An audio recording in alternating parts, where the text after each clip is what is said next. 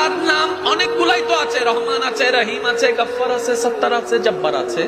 এবার মজার বিষয় কি জানেন, ভাবার বিষয় কি, রব যখন আমাদের কাছে নিজের পরিচয় করাই দিচ্ছেন নবী রাহমাতুল লিল আলামিনের মাধ্যমে, সূরা ইখলাসের আয়াতটুকু একটু খেয়াল করলে দেখবেন, কুল, আল্লাহ বলছেন, হে নবী আপনি আমার বান্দাদেরকে, আপনার উম্মতদেরকে আমার পরিচয় জানিয়ে দিন, আমার নাম জানিয়ে দিন, আমার পরিচয় জানিয়ে দিন।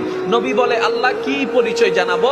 এবার রবি বলছেন, আপনি বলে দিন হুয়াল্লাহু আহাদ, আল্লাহ তিনি এক, আল্লাহ তিনি, আল্লাহ তিনি রহমান বলেন নাই, রহিম বলেন নাই, গফফার বলেন নাই, সত্তার বলেন নাই, জব্বার বলেন নাই, খালিক বলেন নাই, মালিক বলেন নাই।